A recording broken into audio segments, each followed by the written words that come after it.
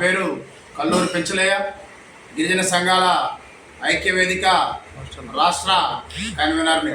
ఈరోజు మీడియా మిత్రుల సమావేశం ఏర్పాటు చేసినటువంటి ఉద్దేశం ఒకటే.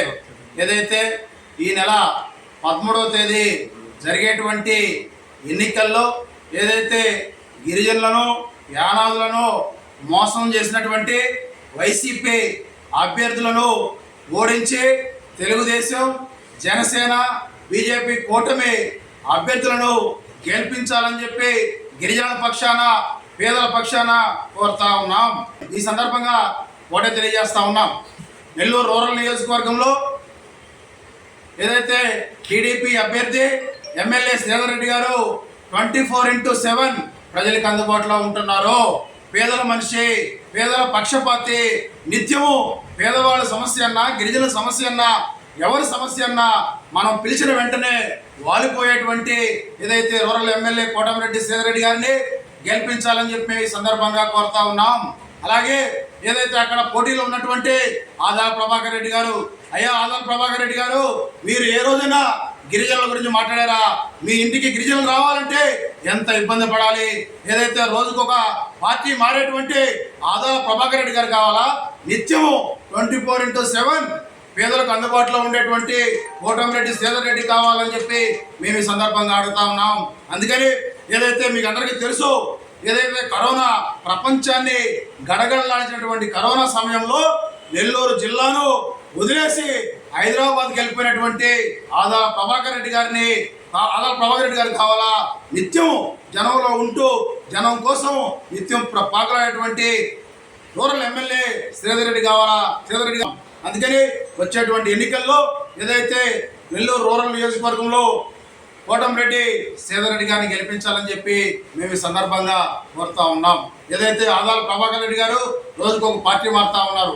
రోజుకొక పార్టీ మారేటువంటి వ్యక్తి కావాలన్నా గిరిజనులను ఏ రోజు ఆహ్వానించకుండా, వాళ్ళ యొక్క సమస్యలను ప్రస్తావించకుండా, ఏదైతే గిరిజనులు కానీ పేదలు కానీ ఆదాల ప్రభాకర్ రెడ్డి గారి ఇంటికి పోవాలంటే అనేక గేట్లు దాటాలి.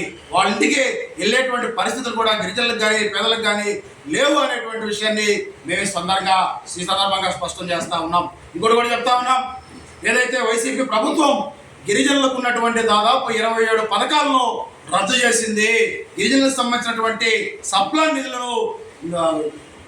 నిధులను డైవర్ట్ చేశారు.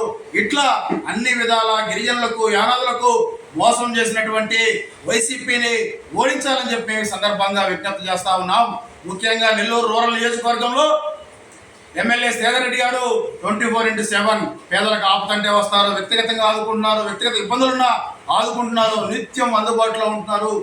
ఏదైతే ప్రజాప్రతినిధి అంటే, ఎమ్మెల్యే అంటే ఎలా ఉండాలో నిరూపిస్తున్నటువంటి వ్యక్తి శ్రీధర్ రెడ్డి గారు అని చెప్పి సందర్భంగా తెలియజేస్తూ, ఏదైతే ఆదాల ప్రభాకర్ రెడ్డి గారు కరోనా సమయంలో కూడా తోకముడిచి హైదరాబాద్ వెళ్ళిపోయినటువంటి వ్యక్తి ఆదాల ప్రభాకర్ రెడ్డి గారు. ఆయన అనేక సార్లు ఎమ్మెల్యేగా, ఎంపీగా, మంత్రిగా పనిచేశారు. ఏ రోజైనా గిరిజనుల గురించి మాట్లాడారా? గిరిజనుల పక్షాన నిలబడ్డారా?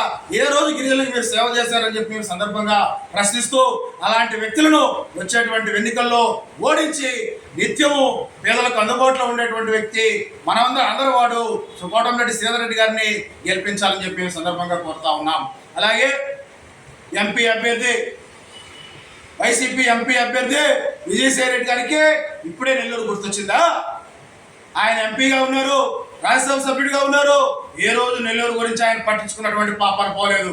ఈరోజు ఏదైతే వైజాగ్ను మొత్తం నాకేసే నెల్లూరుకు వచ్చారు. ఏదైతే విజయసాయి రెడ్డి గారిని గెలిపించుకుంటే నెల్లూరు పెన్నా నదిని కూడా కబ్జా చేయటువంటి 10 నియోజకవర్గాలకు సంబంధించి టీడీపీ, బీజేపీ, జనసేన కూటమి అభ్యర్థులను గెలిపించాలని చెప్పి కోరుకుంటా ఉన్నాం. మేము గిరిజనులుగా, యానాదులంగా మొత్తం ఏదైతే టీడీపీ, జనసేన కూటమి అభ్యర్థులను గెలిపించుకుంటామని చెప్పి ఈ సందర్భంగా తెలియజేస్తాం.